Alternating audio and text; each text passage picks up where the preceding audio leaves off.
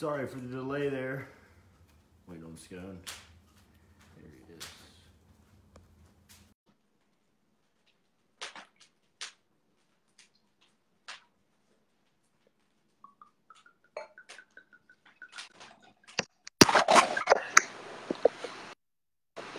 Yeah, bro. What's up, Wody? A lot happened. All right, hang on. I got to try something, all right? So I noticed last week when I just plugged in my earbuds and didn't use my extender, it sounded better. Bear with me here for a sec, all right? All right.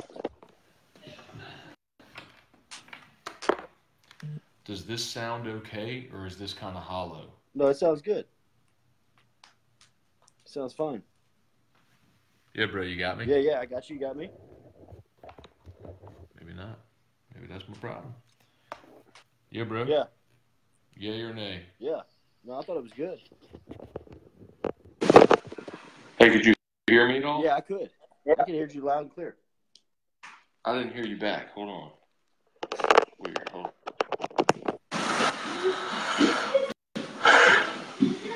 Yo, you got me? Yeah, I got you. You got me? It's weird. I don't hear you. Oh, that's why. All right, you got me? Yep. Do I sound clear? Yeah, you sound fine. Okay, cool. I don't know. Maybe I just didn't have it plugged in all the way a couple weeks ago. When I do it back like this, I can just get a wider view. It's just better when I have my extender. All right, good. All right. All right. Make sure to hit the like and share. Follow the register bar. Make sure in the anti-aesthetic medicine and anti-aging clinics of Louisiana and the register bar, give them a like and follow on this Facebook message they're tied in. Also, big shout out to our people over at Rebecca Creek for hooking us up tonight. I'm on the Stag Scone. Happy whiskey and wine, bro. Cheers. Ooh, that's good.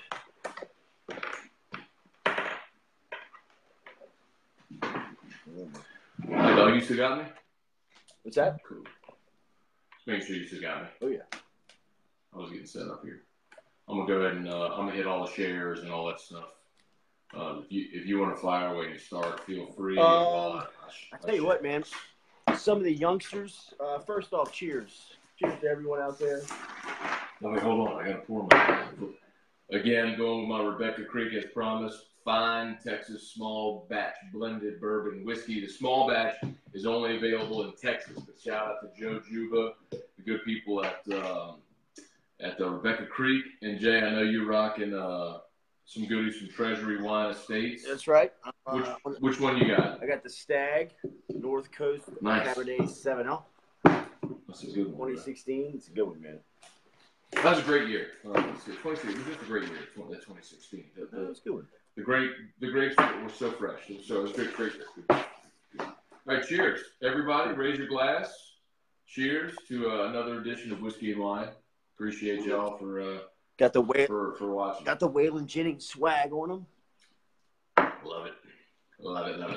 All right, so I guess we talked about it at halftime. Some of the youngsters we were going to watch. Miles Brennan, active arm. Look, man, the youngsters that stood out to me is Nelson Jenkins is going to be a player, and Davin Cotton needs to lose some weight, but he's a disruptor. I like those two up front.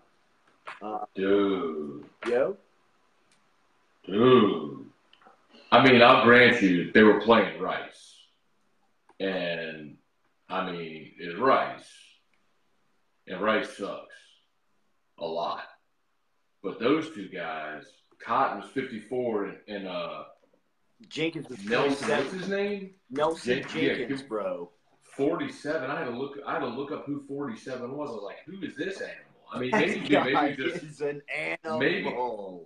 Maybe, dude. Again, maybe just you sat and watched all year, and now like a caged dog, and they finally let you out, and you're running around like crazy. Maybe that's just what that was with those guys. But bro, they were pretty jacked to be out there in the fourth quarter against Rice. Jarrell Cherry's gonna be a good one too. Who's he? 55. He's kind of Okay. like the new.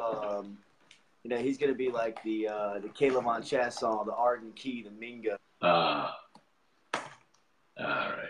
Well, I'm tweeting all this stuff out, so if you want to keep rolling, roll. So Miles Brennan. Sorry I interrupted you. Look, man, Miles Brennan, for whatever injury he was nursing early on in the year, he still has a very active arm, very live arm. I even heard the TV commentators talking about it from an arm strength and arm capability. He's got more capabilities than Burrow does. But just watching him tonight, it felt good to see LSU have a quarterback in the system like that is playing some sense of meaningful snap for the future. You're going into a regular season game where you have an opportunity to win your 10th game of the season. The way that the way that successful programs are built is while you're reeling off wins and being successful in the present, you're also developing the future. And it was good to see LSU start to develop a quarterback in the system that is going to stay around. It's worked out here for him to wear the red shirt. And, watching him play and watching him throw the football, it gives you a sense of security that the future is going to be okay as far as that position goes because, man, he just kind of – he's got that natural flick. You know what I mean? Like, he's got that natural flick where it jumps out and, Hey, bro. Huh? I don't want to be Debbie Downer guy, although I know that's my role. So did Brandon Harris, bro. No, I hear you. But this kid, but to me, he's much more accurate than Harris was at this age. I mean, well, Harris he had the live arm. He just didn't know where it was going. Yeah, so that was Narcisse too. First ball that Brandon threw was behind Morrow. Had him open, threw it behind. Well, bro, you don't think he had some nerves there? Yeah. Yeah, sure, man. Sure. The ball, but the one that gives you confidence, the ball he threw to Jefferson. And they even went back and showed, when he was left hash and threw it across the field. There's not a lot of dudes that can make that throw, across the field like that on a line. That's special, man. He's a special arm talent, man. There's no doubt. I would love to see Burrow play next year, and then fourth year Miles Brennan start in 2020, man. Like. That would at least stabilize the position where you had veteran guys for 4 straight years at that spot. Absolutely. That was the most promising part to me tonight is that, hell, Matt, you don't even need him next year. I mean, from the way that the program's laid out, you need him as a backup. But, he's not going to be counted on to be a starter next year going into camp. That's my point. So you got Burrow in 19, and then you'd have 4th year Brennan in 20, and then theoretically 5th year Brennan in 21. That's their best case scenario. If he's willing to be patient and stick around, which if he is, I tip my cap to that kid because that's just a rarity in college football, man. You just don't see guys be that patient, man. You just don't. It's just not something that happens. So if Miles Brennan's going to be that guy, good on him, man. If he'll sit by and wait his turn, and look, man, history's shown it'll benefit guys that are willing to do that, man. And it was that way for Matt Flynn, and it can be for Miles Brennan too if he's willing to be patient with him. And I hope he is. And he still needs to put on weight. You can see this. Yeah. I tell you what, man, he's probably going to look back on Burrow transferring in as one of the biggest blessings that ever happened in his career. Because if he had to go out this year and he had to be the every down quarterback for LSU, still light, like he is, bro, that's nearly impossible to ask a kid that size to go out there and navigate an SEC schedule and a schedule like LSU had this season. It's probably one of the biggest blessings that ever is going to happen to Miles Brennan's career that Joe Burrow ended up at LSU for 18 and 19. I think for sure, if Brennan had to be the quarterback this year, they're for sure not running as much as they have with Burrow. Design runs. You also wonder though, man. Honestly, if you look in hindsight, if Burrow didn't show up, the other guys don't leave. So you're probably looking at Justin McMillan as your starting quarterback right now, and you're probably looking at a 6 or 7 win football team. You know, I mean that's the reality of the situation. I know we've talked about it so much this offseason, and they've mentioned on broadcast night. I mean, the truth is Joe Burrow stabilizing the quarterback position, Cole Tracy being awesome, Brissett and Clyde developing as a solid running back tandem, and a little bit of the schedule, like Auburn not being as good as Miami, obviously not as good as preseason top 10 rankings that they had. It's putting LSU in a spot where they are right now. When they go to College Station next week with a chance to win 10 games, man. And then win that game, you're in the New Year's 6, and that's a hell of a season, man. It plays out that way. Bro, so much on the line Saturday in College Station. Yeah, did I tell you that I booked Jimbo Fisher for radio Monday morning? No way, really? Yes, he's coming on the radio Monday morning. I can't believe he's going to do that, bro. I know. Good for him, though, man. Good for him for doing it. I don't know why coaches wouldn't, go on opposing radio. Like, you can ask all you want, man. A lot of times teams they won't do it. And dude, who doesn't want to talk to South Louisiana? Bro. Like, I talked to Claude Felton, who's the SID at Georgia, trying to get pretty smart on the weekend. I'm like, Claude, the guy's got 2 recruits committed to the program right now. You've got 3 on staff that spend all year down here. Yep. 12 minutes. 12 minutes. You know what they say? And I don't know if Claude told you the same thing, but I get that from Georgia. I'll get that from Florida, too. They'll say, well, we got so many affiliates on our radio network that don't get interview time. I know. I'm like, life's unfair, tell them to bro. kick rocks, bro. Life's right? unfair. Seriously. You know what? Northeast Florida or Northeast what Tennessee doesn't have the population of recruits that Southeast Louisiana does. Yeah. Well, maybe that Panhandle of Florida might. Yeah. That's why I pulled back. That Pensacola. That's why I pulled back. The line's already starting to flow, man. Yeah. Hey, get it, bro. Get it. All right, so y'all fire away with comments. If y'all got any questions, we'll get to y'all stuff. Well, whatever y'all want to talk about the game. If you just joined us, you have not hit the share button, please do so. Say it all the time. That's how this thing grows. If you hit the share button, Jordy's been holding up a folder, waving it at you for 2 years now. Hit that. Don't be a square. Hit the share. That's a big, big help. All right, let's see. I'll run through just a couple of my things from the game, and I know we'll get to some big picture stuff. You mentioned next week against A&M, which we'll get to for sure. First half, I thought Sullivan, the touchdown catch on the jump ball was beautiful. I guess it wasn't a jump ball, but you know what I mean. Yeah. He kind of threw it up for Sullivan. Went up and got it. Dude, I just don't understand why there hasn't been more of that. And again, I'll grant you, I don't study football the way these guys do. I mean, they're coaches. This is how they live. But I'm going, if you're trying to find ways to get guys on the field and you want to run 3 or 4 receiver routes, but you don't feel like you have enough guys that know the route concepts, like, is it really that hard to tell 6'7" Stephon Sullivan, hey, dude? You got 4 plays, bro. 4 plays. Right. 3 of them are in the red zone. Yeah, it's like we're gonna get your man on one side. Just run straight. We're gonna throw it up, try and make a play. I mean, maybe you complete it. Maybe you draw a flag. Hell, against what was the game where they did it right before half? Was it Southeastern?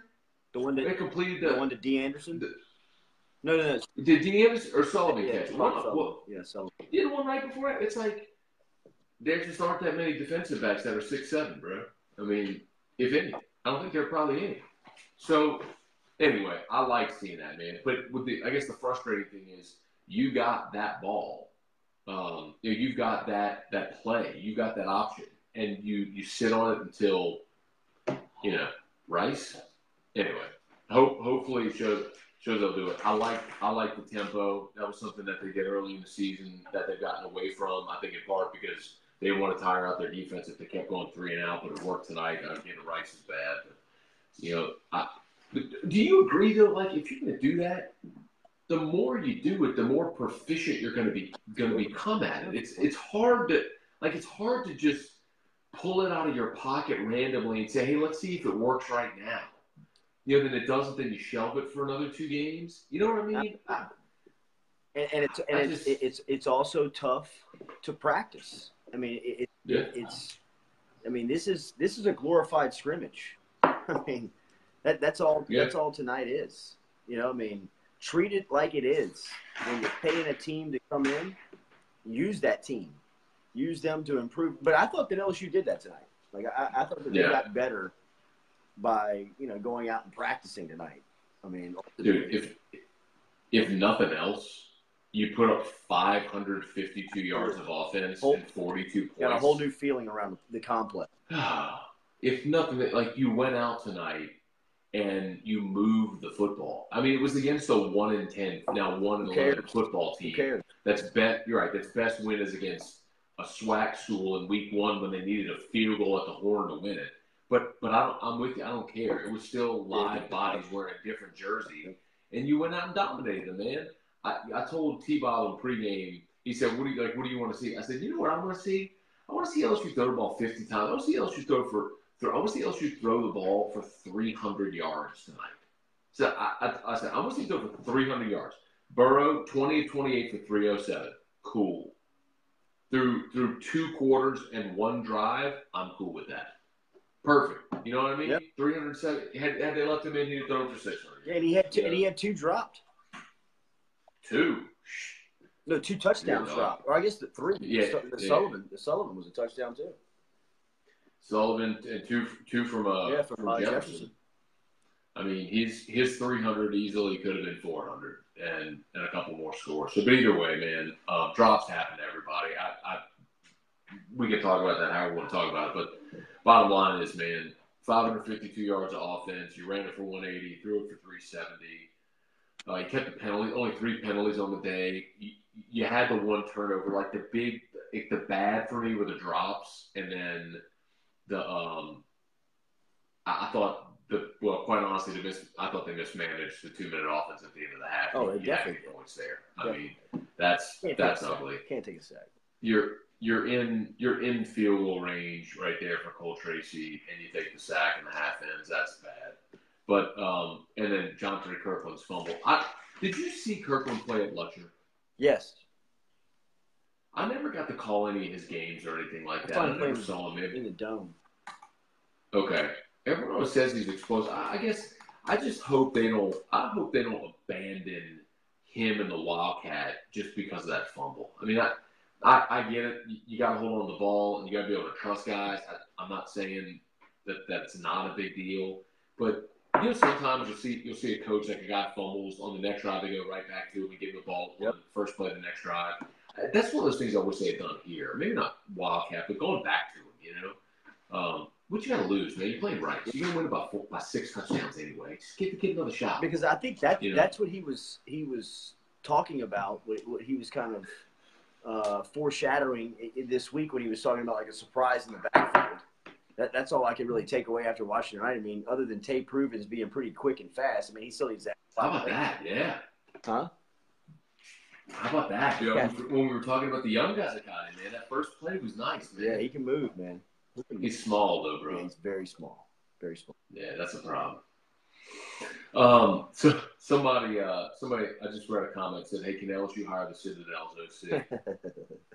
We were talking at halftime about some of the best things that we saw all day. By far, for me, number 1 on my list, the Hall of Fame for Saturday, November 17th, is whoever is the publisher of the Citadel's football Twitter account.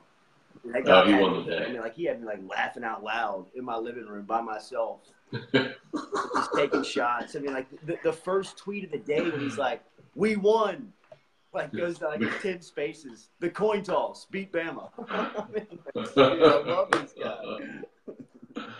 Oh God! Neil said Lennar was playing against the high school team tonight, boys.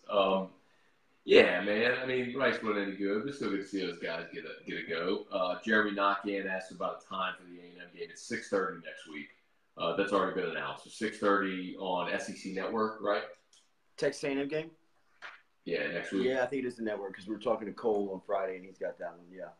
Yeah. All right, here's one from Brett. Said best moves LSU can make moving forward: hire better wide receivers, coach, win 10 games in a bowl, and find another 4 to 5 quarterbacks to add to the roster. Brennan and Burrow are just good enough. What do you think? I think he's definitely going to be asked about the offensive coordinator, like directly after the, in between the regular season and the bowl, especially after the bowl. I don't know if he's going to have to make a move. He's definitely going to have to answer for it. You and I talked over the last couple of weeks on what's holding this program ultimately back from being a championship contending program every week. And I still hold that, it's the offensive side of the ball. I think that you're there defensively. I mean, look at Mel Kiper and Todd McShay's mock draft for 18. Yeah. LSU's got 2 top 5 picks on that side of the ball. Does that mean that the gap is that much closed between Alabama? No, but it means that they do have players and that they're probably about 2 or 3 recruits away on the offensive line from being there. And, if you have an effective offense, the special teams unit department looks pretty stable. You pay your defensive coordinator like he's the best in the country. You've got facilities that can compete with everybody. He's going to have to answer why he told the fans that he was going to go find a proactive offense and that he's still triple digits the regular season wraps up. Have you heard anything about if he's going to make it? People ask all the time, like, is he going to be forced to make a move? No chance. I can't.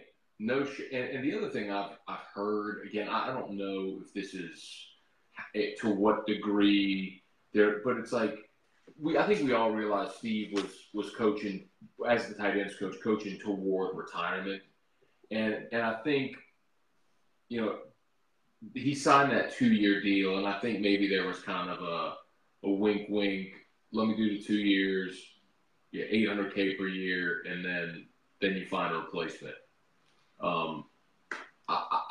I wouldn't say no chance. Like if things went very badly against A&M and in a bowl game, there might be enough pressure cranked up on him to where he felt the need to do something. But if you made me ask like percentage of Ensminger being the OC like today, next year, 85%, 90%, right? I mean, it's overwhelming. Like a lot would have to go bad against A&M in a bowl for Steve to not be back. So that's OC. What do you think about wide receiver coach? I'm both the guy. I wrote our John down. He said wide receiver coach, OC, and then sign 4 or 5 more quarterbacks. We're saying let's sign 4 or 5 more quarterbacks. Look them up. Yeah, look, man, if you're paying attention, Peter Parrish is having a really good senior season over in Alabama, and if he's the quarterback in this class, if what we saw tonight can be the blueprint of keeping guys in the program, in the stable, developing them, getting them on the field in time. You don't have to force them out there early.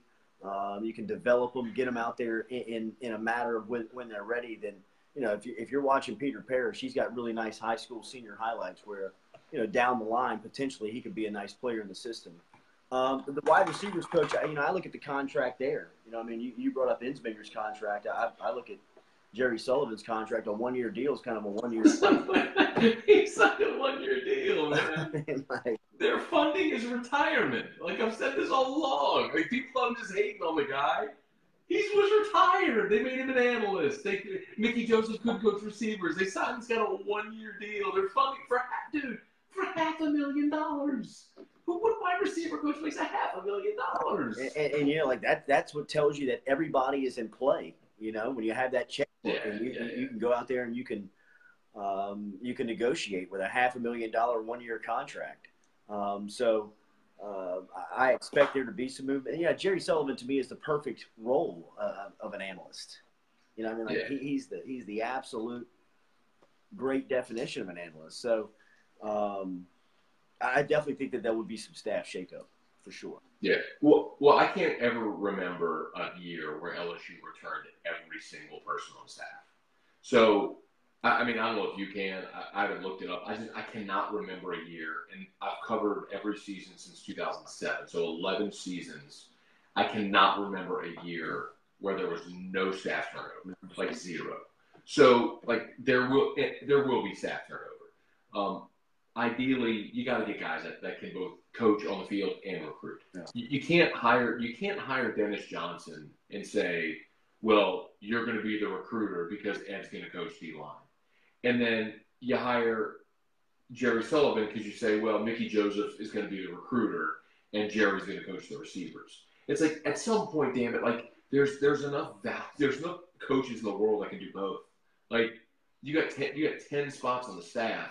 They all need to be valued. You know what I mean? Sure. So I do think Jerry Sullivan. I don't know anything definitively, but I can't see Jerry Sullivan being back as the wide receiver coach next year. It's not that he's done anything wrong. It's just I think the hours, the schedule, the grind of it is something that's the reason he was retired. I agree with you. You want to retain him as an analyst, cool. As a full-time deal, I think it was very similar to Pete Jenkins last year, where you hired him as a stopgap until you could catch your breath and find a full-time replacement, which is I think is what they'll try to do this year. You know, who that is, I don't know. Colin Hotard said 56 at left guard was good. Should be competing with Damian Lewis. 56, is that 56. You got the roster? I'm pulling it up. Yeah, I'm looking at it. Hey, you know what? You know what's something that we have not discussed that LSU might have to contend with in the offseason is Damian Lewis testing the NFL waters. You know what? I'm glad you brought him up. It can't be 56. I'm looking at the roster right now. I see 56. I don't see 56. Maybe 57, Jason Hines? Well, that has to be Hines. I mean, so saying keep Brumfield and Hines out there? Maybe. Dude, look, I don't know how you feel about it. You mentioned Lewis testing the waters. He may do that. I don't think he's been great this year. Huh? That's been – I don't think he's been great this year. He's – for all the talk in spring about how dominant he was, right? I mean, like that was all the rage in spring and in fall camp about Damian Lewis, absolutely a starter, dominant, mauling run blocker. He's a pretty good run blocker. Yeah. The interior of LSU's line is absolutely a liability against pass blocking. And if that guy goes to the draft this year, I don't think he gets picked. I mean, he's not super quick. He doesn't pass block. I mean, I'm not saying he couldn't be as an undrafted guy and make a roster, get on a practice squad or something. But am I missing something? Like, if you think he's Trey Turner right now, Trey Turner mauled people and was a stone wall and passed it. They got made a Pro Bowl as a rookie. I mean, maybe I'm missing something. Maybe an NFL draft expert will tell you something different. I don't see it like translating with Damian Lewis right now. You? I just think he's been the most consistent on a bad unit. And if you watch the film, he is a really good run blocker. He needs some work in pass protection. I just don't know I don't know where his mind is. We haven't discussed. You know who else is another one that we haven't discussed in that realm? Because I think that Rashard Lawrence is coming back. Is Michael Divinity. Divinity is a guy who has had a nice second half of his junior season, and who knows what he's talking about. So I mean, like, have you heard anything? Some of the guys, just some off the radar names. I mean, I just called up there asking about like the obvious ones. Rashard Lawrence, Braden Fehoko. I mean, they expected both those guys to get back, and they mentioned Divinity, somebody that they feel like they may have to recruit. We asked Mike D today on pregame about Lawrence and Fehoko and said both would be like middle round picks, like fourth, fifth round, and that they should both go back to school. Absolutely. And when you look at the defensive line pool this year, this is not the year to go out. No, Mike said this is the best defensive line class he's graded in 34 years. Wow. So even if it's weird because like last year was that year for defensive backs. Last year was a bad year to come out as a DB because it was a stacked year. you had a ton of running backs too last year. But yeah, Mike said this is the deepest defensive line class he has graded in 34 years. So, I mean, bro, go back to school. Yeah, definitely. I agree. And the other part of it, do you feel like, I don't know, I feel maybe I'm on an island all by myself in this, but whenever during pregame, T-Bob and I get to talking about this sometimes, but it's like, I don't see it with Lawrence and Fehoko this year. Like the production. It's just. Well, I think in the system that they're playing, their responsibility, I mean, I think that's why Devin White and Jacob Phillips are play so much. But Jordy. I mean, last year, Greg Gilmore led you in sacks, and Christian Lockacher was second on the team in tackles, playing the exact same positions. Those guys produced in this offense with Devin White still making 130 tackles. Like, at some point, you got to shed a block and make a tackle. Now, maybe it's Pete Jenkins. Like, maybe you went from having Pete Jenkins coaching fifth-year seniors to having Meatball coaching, a Texas Tech transfer and a third-year guy. I mean, maybe that's it, and maybe their ceilings are much higher than Gilmore and Lockacher, but I just can't buy that. Well, because you're a lineman in a 3-4, you're just not going to produce. Numbers won't be there because I saw it last year with those two guys. I mean, tough to dispute when you put the numbers next to those guys. Because, yeah, man. Same defense, same coordinator, same linebackers behind them. It's just. It's interesting. I mean, they both definitely need to come back. Like. I'm not debating that they should go pro because they both need to come back. But I definitely think that, the ceiling for those two are much higher than, Lockacher and Gilmore. Dude, and look, man, I love Christian. Christian's my guy. But I think he'd probably even tell you, just genetically, those two guys, I mean, dude, you realize those two guys were top 50 prospects in the country. Yeah. Even Fehoko, when he signed at Texas Tech, was like number 41 or 51 in the country. Not defensive tackles, like over any position overall in the 247 composite. I mean, those two guys got some skills, man. They got a physical ability. Yeah. All right, let's run through some of these real quick. Paul Batts talked about being able to challenge A&M's defensive backs because they're really bad. I agree. Like A&M, dude, that's why I don't like the matchup next week, man. A&M's run defense is awesome. Their pass defense sucks. Yeah, it's terrible. Like, LSU's got to be able to throw the ball next week because I don't think they're going to run it against A&M.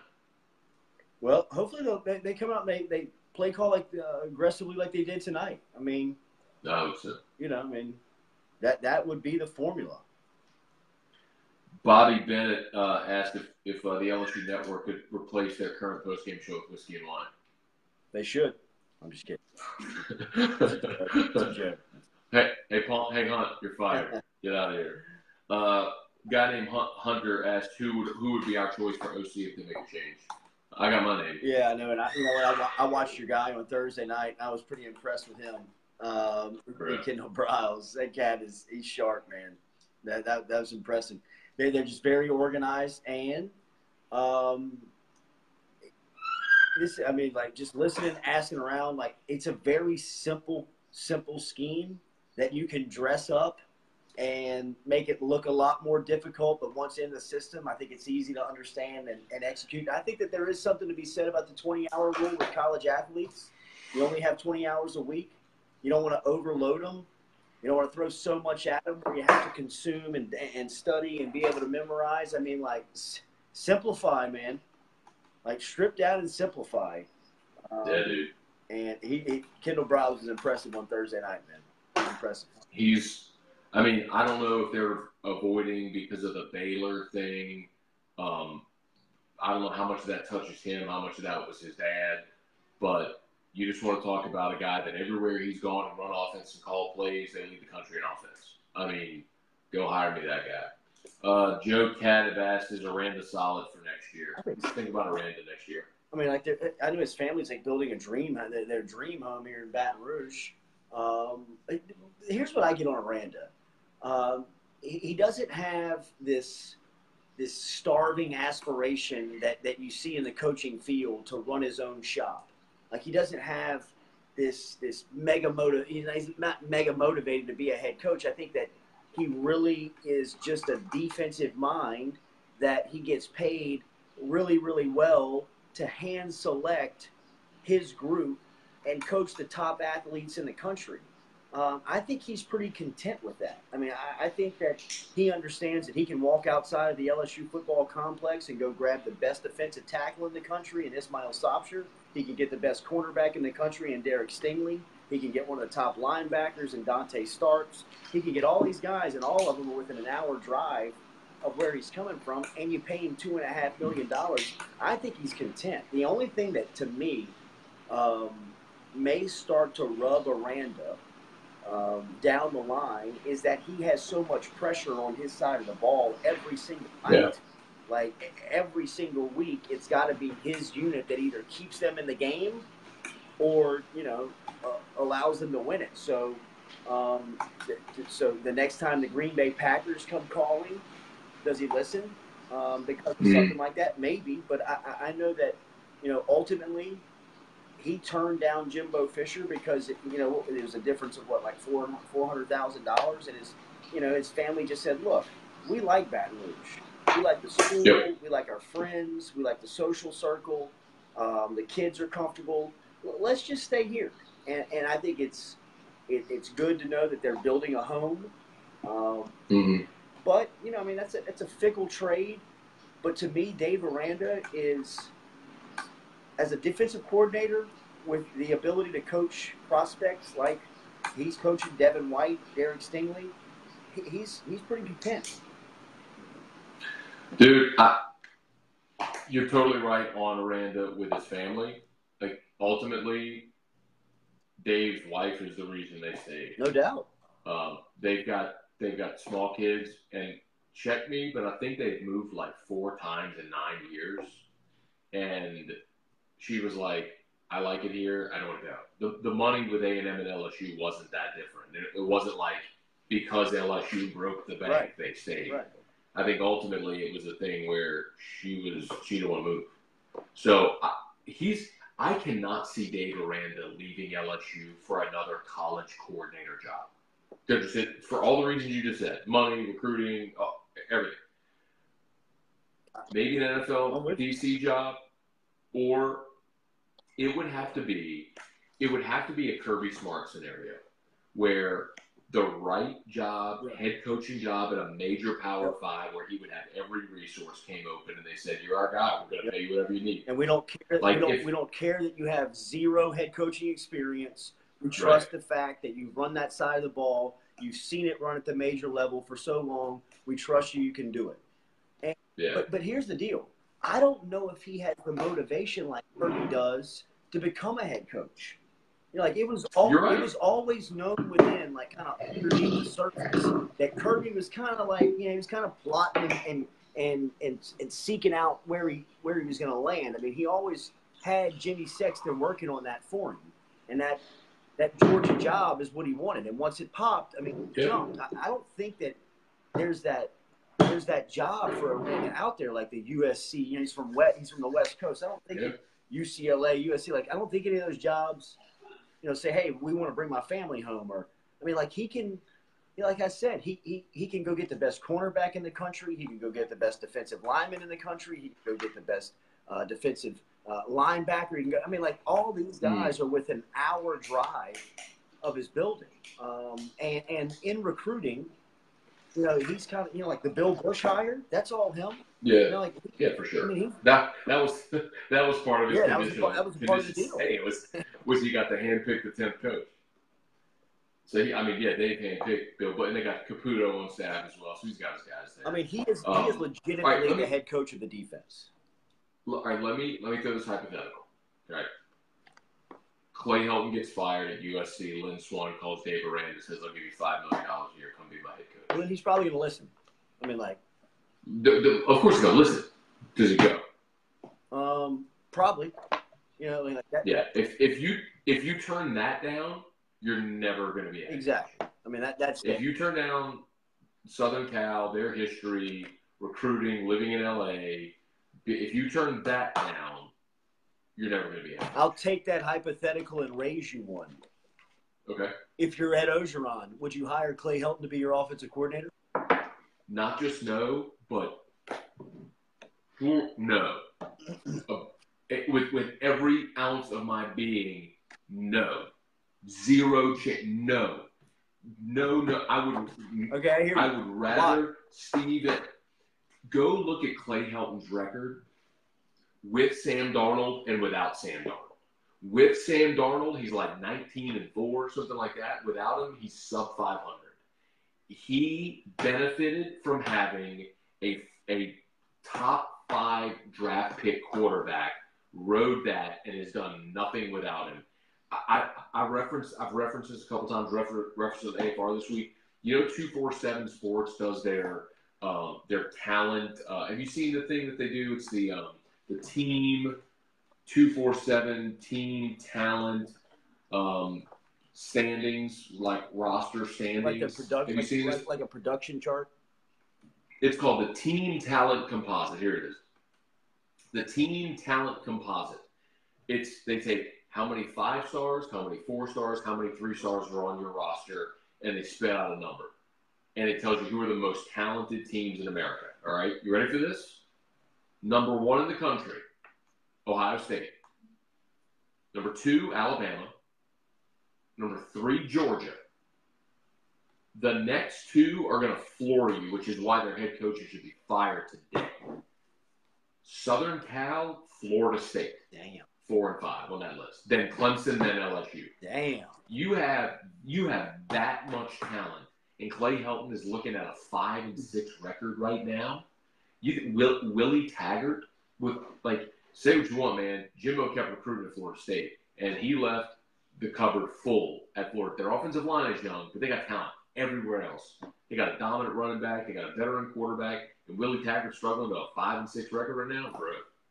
I mean, and so Clay Helton, no thank you. Enjoy Cal Polytech wherever you're going next, but I don't want to be Baton Rouge. No thank you. I'll pass on Clay Helton. Because if I had Sam Darnold, cool. But LSU has never had Sam Darnold. Ned Jamarcus for 2 years. I mean, I'm good. Thank you. No thank you on Clay Helton. Is that emphatic enough, Jay? No, I got you. Okay.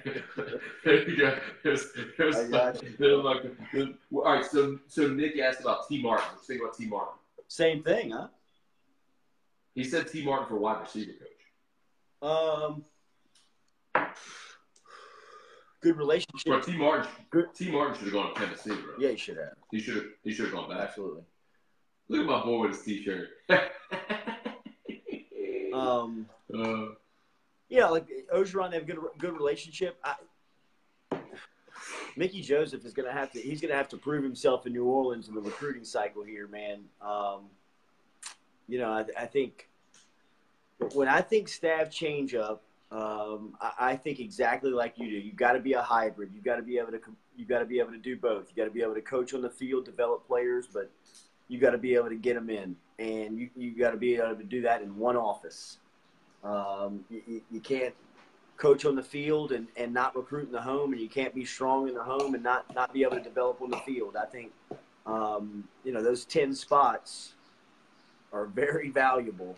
And Ogeron to win 10 games with some limitations on his staff, I think in the off season, you'd be a fool not to open it up and look how you can make your staff better and see how you can get young guys in here that can develop and recruit because better. Matt, LSU's probably going to be a top 6 or top 5 team in the country going into the year. 100%. They're definitely top 10. How A&M and the bowl game goes absolutely determines if they're top 5. If they beat A&M and then go win a New Year's Six game, they will be a consensus top 5 team in every poll, every metric, everything. I agree. Because they have everything back except for Devin and Greedy, and I don't mean to say except for them, it's not a big deal. Obviously it is. But they should return everything else. You're going to lose Brumfield and Morrow and Brissett, some veteran guys, but everybody does. but you will have enough talent behind them.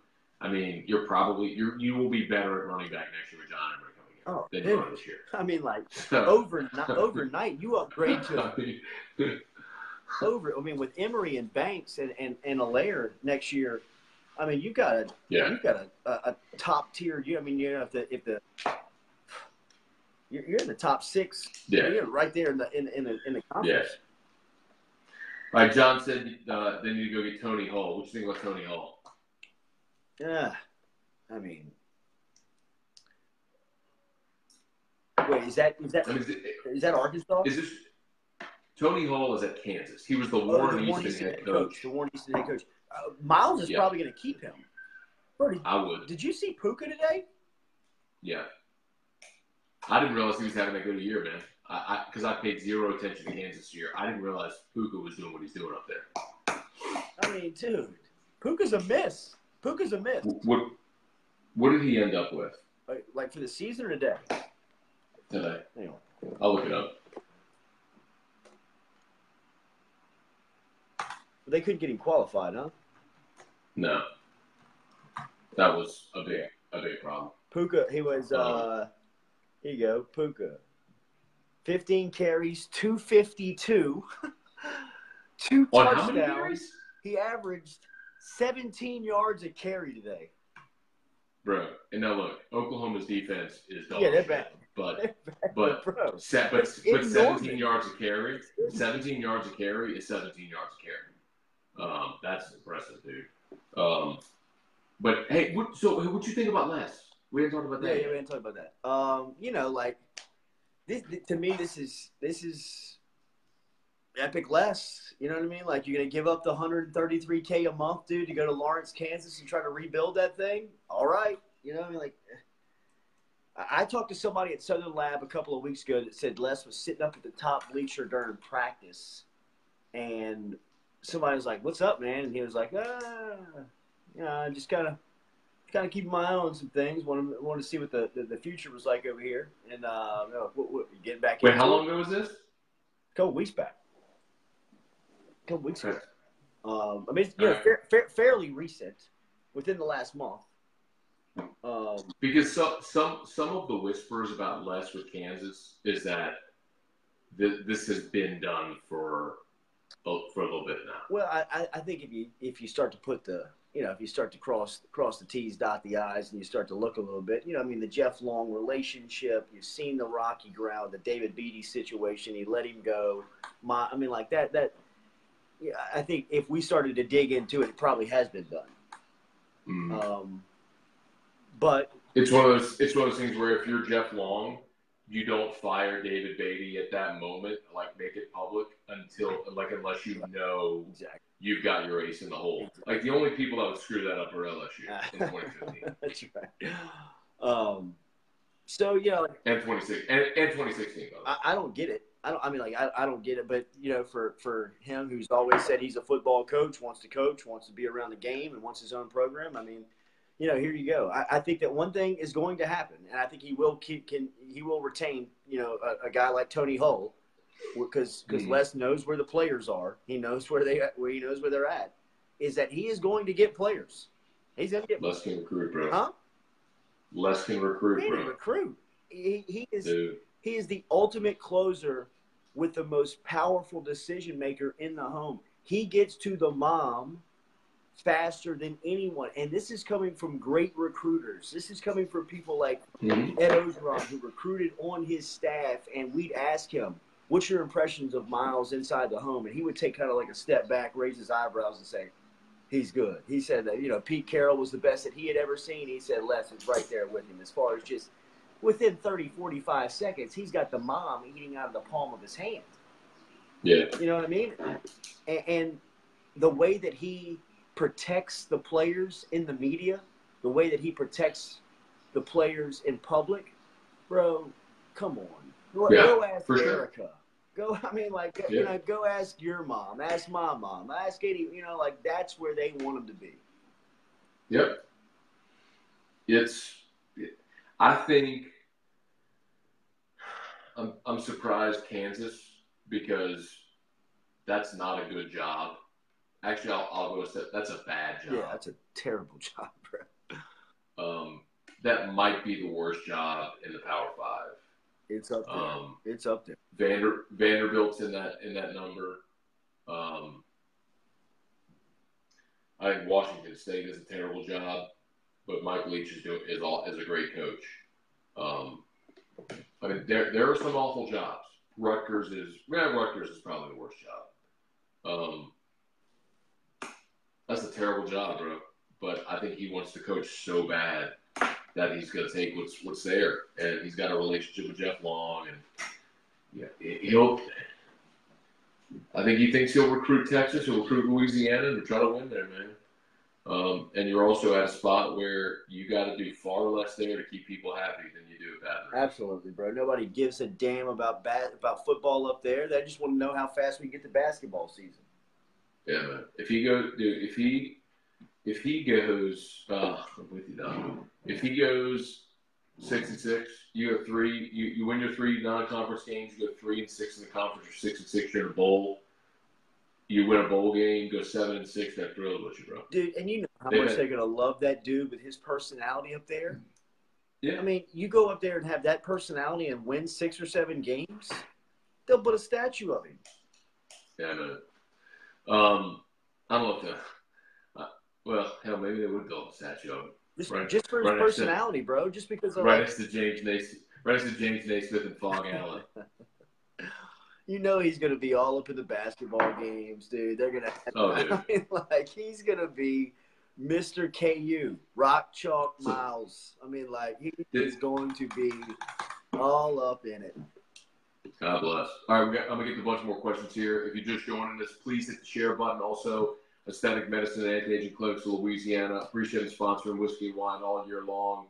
You'll check them out online. Both Aesthetic Medicine and Register Bar are tagged in this post. If you would do us a solid, click on their page and like their page. It just that helps. Like if you want to watch this, you like it, you enjoy it. What can you do to help? You can click on their link and like their page. That's what you can do to help. Aesthetic Medicine, Register Bar, we appreciate it. What's going on at Register Bar tonight, dude? Mike Hogan is playing right now. He's playing after the game. Is. And then every Wednesday they got the Fun Box Karaoke. So if you're looking for a spot before Thanksgiving, I know a lot of people come back in town for Thanksgiving. Head over to the Register Bar, Old Root House on 3rd Street, and they do some karaoke over there on Wednesday nights. And live music throughout the weekend. So stop by and see them. And they're tied to this Facebook post. So make sure you give them a follow and like them there. Stephen White, is LSU still looking like they're going to see UCF in a bowl game? What you think? I don't know, man. I was impressed with UCF tonight, though. I know that against Cincinnati. Minus the 6 on the road. Go up there and not only win the game, but handily win the game. That was a physical football game that Central Florida set the tone in. Man, you know what? I hope they don't. I hate to draw a team like that in a bowl. So motivated to play a big school like LSU. Here's the flip side. Last year, Auburn beats Georgia, beats Alabama. Georgia gets the rematch. They lose. They watch Georgia and Bama, 2 teams they beat, go play for the national title. Meanwhile, they got to get up at 11 a.m. and play the team from the American who thinks it's the damn Super Bowl. I mean, the Super Bowl, bro. Right. I think LSU plays in that game because LSU hadn't tasted a New Year's Six or anything of significance in 8 years. I think it's hair on fire. Let's go pimp slap the Knights and tell them, no, you don't want Bama because Bama beat the shit out of us and we're about to beat the shit out of you. Like, I think it's that type of thing. I think LSU plays Central Florida. I think Mackenzie Milton and that offense does nothing against Dave Aranda's defense. And we've seen Central Florida's defense, which gave up 700 yards to Temple. Yeah. Like, even LSU would move the ball against it. Like, that would be, dude, in my opinion, if LSU plays Central Florida in the Peach Bowl, you would see LSU's best effort. You would see LSU fans travel because they haven't been to Atlanta in 8 years. Like, that would be an ass whipping, in my opinion. Like, I think that would be an overwhelming ass whipping. I think this LSU team would dominate that Central Florida team. I don't know last year Central Florida. They lost a lot to the draft, new coach, all that stuff. But this team that I've seen play a few times, I'm sorry, I don't care that you beat Cincinnati on your home field. I don't. Like that doesn't impress me. But I watch you give up 700 yards of offense to Temple. I think you suck. Like you ain't good, bro. So you suck. 22 wins. Congrats. You're 6-6 in the SEC. See ya. You're you know what you are? You're Missouri. So wait, that's what you are. That game would happen in Atlanta or in New Orleans? Yeah. Peach Bowl would be Atlanta. Yeah, but it would be in the Peach Bowl. It would be in the Sugar. Yeah, so Sugar would be the highest rated SEC school that doesn't make the tournament, the playoff, against very likely the Big 12 champion that doesn't get in. So whoever would win the Big 12 championship, I'm assuming that team being Oklahoma, West Virginia lost today, so I'm guessing Oklahoma. Oddly enough, dude, West Virginia losing helps Texas. Like Texas could actually get into the Big 12 championship. If Texas plays Kansas next week. If Texas beats Kansas and West Virginia beats Oklahoma, you get a West Virginia-Texas Big 12 championship game. Wow. Yeah. So like imagine whoever would win that game would probably go to the Sugar and face the highest ranked SEC team not in the playoff. So let's say Bama beats Georgia badly in Atlanta. LSU beats A&M. The committee has to decide, do we rank 2-loss Georgia ahead of 2-loss LSU, even though LSU beat them by 30? My guess is they put LSU ahead of Georgia, and LSU goes to the Sugar and Georgia goes to the Peach. That would be my guess. That'd make the execs over in the Sugar Bowl happy. Damn right, bro. Like, if I had to guess, that's what I'd love to see that. I mean, look, I think even if LSU loses to A&M, there's as a 9-win team, considering how much the committee's already shown they love LSU and they respect the schedule and the resume and everything, they're 7th. You know, they're ranked ahead of 3 one-loss teams and undefeated Central Florida. Even if LSU loses to A&M, I think LSU is still in the New Year's Six. I think they're in it. Yeah, I think so too. I think they're in it. So, let's see. Brandon Deggins asked, were you saying that LSU has a commitment from Softshare? No, I don't. I'm just saying that you have the capability as the LSU defensive coordinator to step outside of the building and recruit the top defensive tackle in the country. You know what I mean? Like, you still have to go get him. You know, you still have to go compete with Bama. But, you know, they have the number one cornerback, number one defensive back, and Derek Stingley committed to the program. So, I mean, you know, like, I'm just saying that Aranda is in a spot from a recruiting standpoint that he can hand select the top players in the country, or at least be in on the top players in the country year in, year out. And for his day-to-day operations, that's fine with him. You know what I mean? Like, he can pick, he can hand select the kids that he wants to teach best, you know, defensive scheme to. That's a dream for him. For a guy like him, he just loves defensive football. Dude, this guy Emil just said it took Ogeron and Ensminger 11 games to realize they could throw to the tight end. Dude, we didn't bring it up. We didn't. How about Morrow tonight? Leading 6 targets, 5 receptions, 73 yards and a score. Leading receiver tonight. Where has that been, man? Well, come on. Like, and you could say, well, they need to leave him in the block. Bleep that, dude. I'm sorry. I'm over that. That's bullshit. You can run quick 3-step, hit that back foot on the 3rd step, and get rid of the football. Like, that's how you neutralize a pass rush. You can't tell me that these other programs with inferior talent can withstand a pass rush from Alabama better than LSU. No, they just have creative offenses that get rid of the football quickly and they're efficient. Man, it's tonight's success in running plays like that were evidence of why were validation for everyone who's been bitching about this offense for the last month. My opinion. Did you leave? Nobody. Sorry. Oh, you're gone. I had what are you doing? I got a fire burning over there. I was Hey, do you have ear pods in? No, I don't. Like how? Because I hear you like on a microphone, but I see you don't have earbuds in. So how am I hearing you so good? What do you use? Bro, it's just kind of my phone. Really? Okay. That's I interesting. know, man. Someone made a suggestion to me to go get those pods. Yeah, the wireless thing. Yeah, no. So you could move around. Yeah. They said the audio quality is even better, and then you hear good and all. That's a good suggestion. I do that. So, hey, what are you sipping on? I got the flash that bottle. I got the Stag North Coast Cabernet. Yeah, you do. Yes, indeed. From our friends. Treasury Wine Estates. They have Wine Estates and Rebecca Creek Whiskey tonight, man. Hooked us up. Indeed. Got tons of swag, too, bro. The swag is out of control. Oh, how are we going to give it? We told everybody we were going to give this stuff away. So how are we going to give away?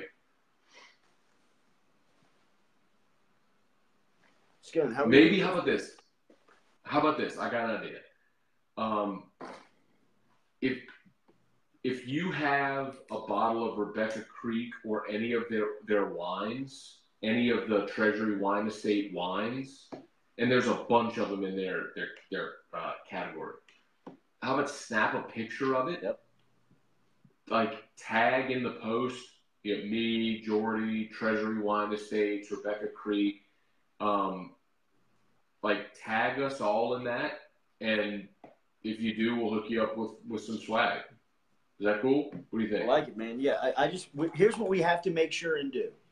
We have to make sure and tag Rebecca Creek Wine, their social media. Rebecca Creek Distillery, Rebecca Creek Whiskey. Rebecca Creek, Distillery, the whiskey. You got to tag them in the post. We got to show them. We got to show them the traction of whiskey and wine, and how much we can. I mean, like, bro, look at this Under Armour half zip. You want that badly, don't you? No, I'm giving this away. Okay. I'm giving this away, dude. Like, I've already gone through. I've already rummaged the pile. I'm kidding. The Waylon Jennings is staying. What's the logo on that one? On the Waylon? No, the one you just Under Armour. Let's see. Sterling Vineyards. Sterling's a good wine, man. So they've got Sterling. I was looking at all of them last night. Which one are you drinking? Stag. They got the Greg Norman Vineyards. Yeah. They got a lot of good stuff. I mean, like, bro, like if you're a golfer out there, check out this Greg Norman pullover.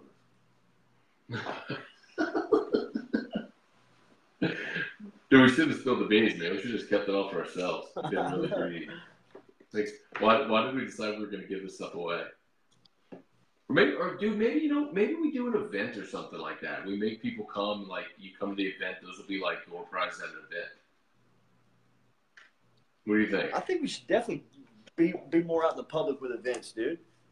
Especially if we got somebody like this who's so eager to be involved. I mean, like, dude, the box of swag that we got, it seemed like that was pretty easy for them to fire out. Well, I don't know, but that's Joe Juba. I'll ask him because maybe what we do is maybe like we have like a listener event and we ask them if they can bring some of their wine in their Rebecca Creek and y'all come taste a little bit. You know, just like a little tasting. We do a VIP type thing, like only 50 people get in or whatever. Or hell, I guess we could open to everybody, but then they'd have to give away a lot of booze. Yeah. See, this is the problem with starting drinking and talking about trying to organize the That's right. Hey man, listen. Hey Joe, send me 500 bottles of your best stuff so we can give it to everybody. That's what we need. That's what we need next. All right, bro. You ready to come down the home stretch? Yeah. Let's see. Would LSU gain anything from playing UCF? Yeah. Go win a big bowl game. Like if you're the one that ends their streak, yeah. Of course, it's better than playing Bama and getting the shit kicked out of you again. Like that's what I'm gonna say is people are like, let's get the playoff. Like, no, I'm good. I'll wait till November to see part 9. I'm okay. Oh, Ole Miss, bro, Brown, did he drop it? Yeah, they're in OT. Brown just scored. God, what a catch! He's a freak show. I wish he made it up to the Saints. Say, bro. Say's got enough receivers. Look at that catch, bro. How about it? Beautiful. He pushed off, but it don't matter. Look at one hand holding it away from your boy from Vanderbilt. How big time is that? So is that touchdown or is that interception? I mean, dude, he finished the catch with the ball. I'm with you. I mean, he's got control of it right there. Like, why would you take it away from your body? Hold it away. Yeah. And then Ford took it from you. Like, but why would you? Touchdown. Why would you? You have to survive the ground. But, like, why would you hold it out? Why wouldn't you just, like, I don't know, dude. They may call that interception, bro. Think? Are you watching on TV or are you watching the stream? No, I'm SEC Network. All right, you may be ahead of me then. Yeah. Because, like, you have to survive the ground is what they call it. Like, I'm with you, dude. As soon as you got possession 2 feet down, touchdown. Like, touchdown, over, done. Then he goes to his butt, like he's down, should be good. But this looks a lot like the Calvin Johnson. Yeah. Oh, I'm curious, man. So are you watching the stream? Yeah. Okay, so what do they say? I'll be ahead of you for sure. They ruled touchdown, right? They did the ruling on the field was touchdown. Vanderbilt's up by 1. All right, so the ruling on the field, so they're reviewing it because it's PAT pending. Yeah. By the way, what did you think about Matt Canada going for 2 today? In Matt Canada's situation as the interim, I liked it. From a football call, it's probably not the right play. You know what I mean? Like, personally, I get why Matt Canada did it. The football, all the football guys out there are probably screaming, "What the fuck is he doing?" into the TV the whole time. But really and truly, the guy was wide open. I mean, if he doesn't zip the ball, if he just drops it through, they win. Yeah. Play was there, dude, and I have no problem being ballsy and going for it. I love the call, man. As 5-win team, even still, like Dana Holgorsen beat Texas because he went for a 2-point conversion to win it. So, dude, if you have a good play, you feel confident your guys go execute it. I love it, man. Don't leave the chance in a bullshit overtime, in college football overtime. Just go for it, man. Brandon Harris, by the way, I don't think it's that Brandon Harris. He said no purchase necessary. Hey, Brandon, that's for like official giveaways and stuff on air. So this is me and Jordy doing a stupid Facebook show. You purchase necessary, bro. Unless you get one of your boys to buy you a bottle. Send the receipt. Here we go. Here we go. What did they say? Oh my God, they called it an interception, bro. I told you, bro. I told you. I told you, man. Like, the rule is you got to survive the ground. And he stooped because he held the ball away. So he didn't survive the ground. I'm with you. Dumb, but yeah, he didn't. Like, he held the ball away from himself. And through that whole act right there, he's got to maintain possession. Instead, the Vanderbilt guy got it. Sometimes I don't know. I'm with you. That's stupid. So Vandy wins. Oh, they called it incomplete. I'm sorry. They called it incomplete, not pick. Because he was out of bounds. They called the defender out of bounds. The defender was out of bounds when he had the ball. Oh. I got the volume down. My fault. So 4th down and 6 coming up. Oh, my God. Are you serious? Emil, Buddy Ray, you're drunk, Jordy. It was incomplete. That and I have the volume down. I'm just watching the Hey, Emil. Zip. Calm down, bro. Shut up. We're all just having a good time here. Here we go. Oh, time. Oh, man. Time. No. A.J. Brown just got robbed. Well, A.J. Brown's an idiot because he had the ball tucked into his belly, and then he started pushing the ball, like holding it out for no reason. Just keep it tucked into your belly, and it's touchdown. Like, he's an idiot. What are you doing? He's Deshaun Jackson, like in the Army All-America game, flipping into the end zone and putting the ball to the 1-yard line. And hey, idiot, just run into the end zone and it's touchdown. Wayne Ferguson said, Matt, how's the whiskey? So, I'll do a full video review, but I'll tell you this much. If you like, so this is a blended whiskey, So it's a small batch blended whiskey. So it's got, I think that's what it's all right. It's combo of the 8-year-old bourbon and the 4-year-old rye. So you've got bourbon and rye in there in the blend. So you get a good oaky flavor with the bourbon, but you definitely get the sweetness of a rye. It's only 87 proof. So if you want something like hot, this ain't your ticket. I like things that tend to be a little sweeter.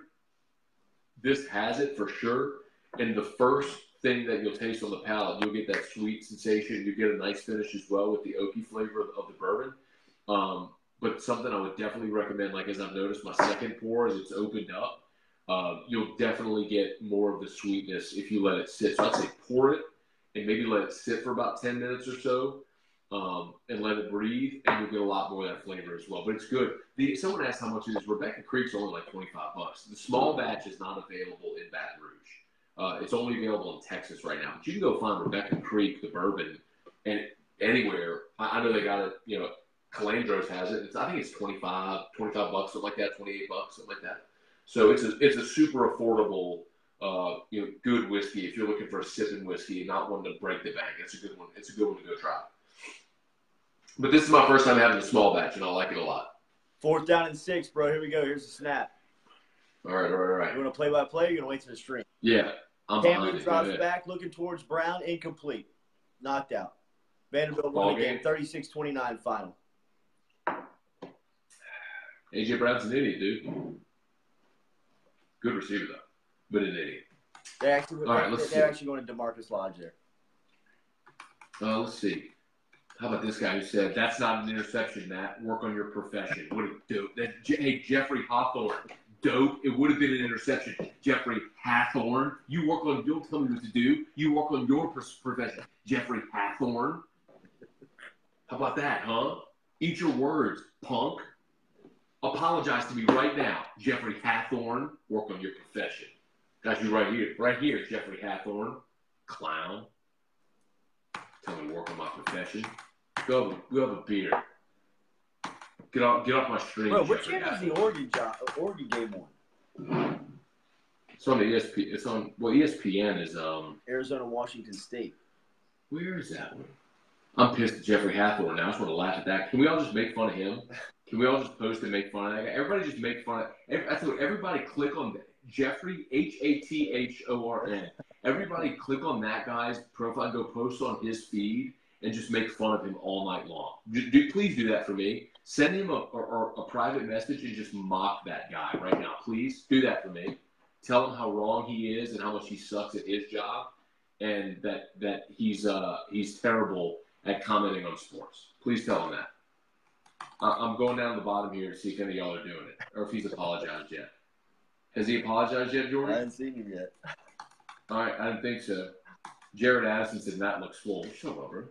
Look swole. That's aesthetic medicine and anti-aging clinic. Look swole, bro. Dude, I probably do 1,000 push-ups a day, bro. That's probably easy, fine. Herschel. Easy, Herschel. Maybe not 1,000, but I do a bunch, bro. I do a bunch of push-ups, bro. I do. I really do. Well, okay. I'm on the delay here. I'm watching on the computer because I got the phone flipped, and I just caught your flex. Dude, if I could just stop eating cake and shit, I'd be so much better, dude. Oh man, life's too short. Nah, eat the cake. No, actually, eat the cake. Dude, no, that's not vice, bro. It's just sweets. But last 2 weeks, I've really cleaned up the diet a lot, man. So I'm gonna lean out, bro. By Christmas, just wait up. What did Jared say? About twice as big as Jordy. See, bro? I said injury, bro. Yeah. It's comeback season. No, where's Jeffrey Hathorn? Where is this guy? Where is this guy, dude? How am I wrong? Hey, Jeffrey Hathorn, little bitch. It would have been there since the guy's foot went out of bounds, but nobody could see you, bitch. Sure shit, what a catch. Nobody could see his leg was out of bounds. You little bitch. Get out of here. Get off my feet. I'm blocking him. Block him, Jordy. You don't want to start. Block this guy. I'm totally. Get him out of here. I'm stalking him right now. I want to say. Block him, little bitch. God. Everybody go post on his feed right now how much of a bitch Jeffrey Hathorn is. Hathorn. Hathorn. Hathorn. Kiss my ass. How was I wrong? Right. Yeah, right. Coming back right here. Yeah, because you saw his foot on the out of bounds line. Like I can see on this little bitty 12-inch screen over here. The premise of my ruling was correct. The Vanderbilt guy came up with the ball, his foot was out of bounds. Excuse me, Jeffrey Hathorn. Clown. Everybody go post on his feed right now and mock him. Everyone watching right now, go crush that kid. Or guy, whoever he is. Get him out of here. Get him. Jordy, block him. Block him, Jordy. I can't block you because of the sheer entertainment of this right now, dude. Oh, I'll keep going. I'll keep going even still. Oh, man. Scony. What? Oh, man. I love whiskey and wine. How'd you do today on your plays? I got Arizona in 10.5, so I'm sweating this one out. Yeah, man. Where is the Oregon game? I got Oregon. I don't know. I thought it was on one of the ESPN channels. I won with Okie State, bro. I had Syracuse lost, so it was all like what was that field goal? Like, what was that field goal? Clowns, bro. Oh my god. I was just starting to really like Dino Babers too. Hey, you know what that was? That was that Ogeron at the end of the Bama game. That's exactly what I thought of. It's the first thing I thought. That's what it was. First thing I thought of. Just trying to avoid a shutout. Pac-12 network. It's on the Pac-12 What the network. fuck is the Pac-12? I didn't even know that was a thing. That sucks. Anybody know where the Pac-12 network is on DirecTV?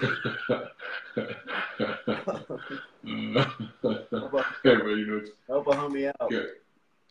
go to one of the streams, bro. Yeah. I'm looking at straight. That's funny. They're all over Jeffrey Hathorn now. Oh, what a dude.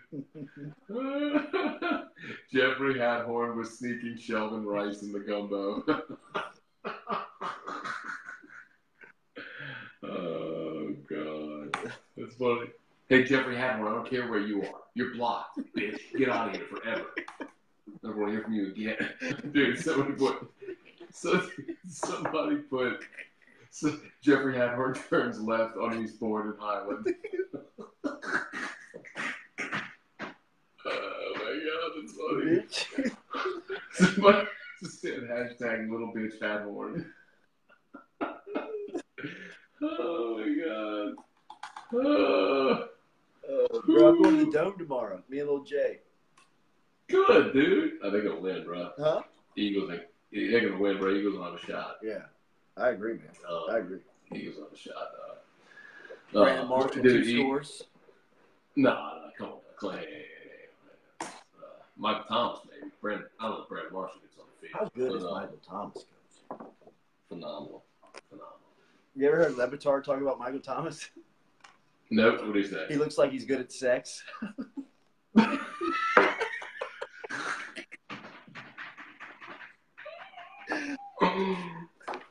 Why would he say that? He's so long. He's so lean. His jawline so well defined.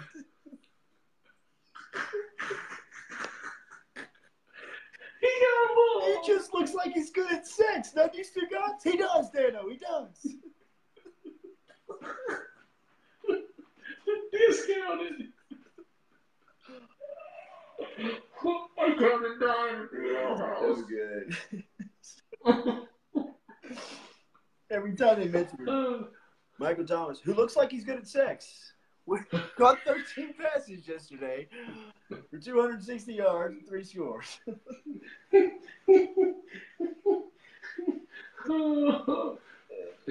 And with that, Treasury Wine Estates and Rebecca Creeker instantly regretting the fact that they set this all in Oh, man. Oh, God, that's funny. All right. Steve Menard asked that we do this after Saints game. Oh, Joseph said that the alumni band played neck in the concourse. How about that? Good for them. Brandon said bring whiskey and wine to Atlanta. Need LSU the championship game next year. Bring us up. Fly us up. Let's go. Jeffrey Hathorn smells like corn dogs. Jeffrey Hathorn eats crawfish with a fork. They're on it, bro. They're on it. Go get him. Go get him. Fetch. Oh, bulldog, my motherfucking cat. Hey, you had Meredith. I have Jeffrey Hathorn.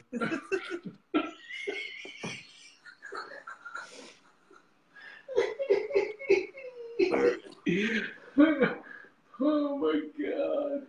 All right. I'm sure Jeffrey Hathorn's a great guy, but I still want you to go blow up his. I still want you to go blow up his account. So please, go do that. Oh man. Oh God. Jeffrey Hathorn uses dial-up.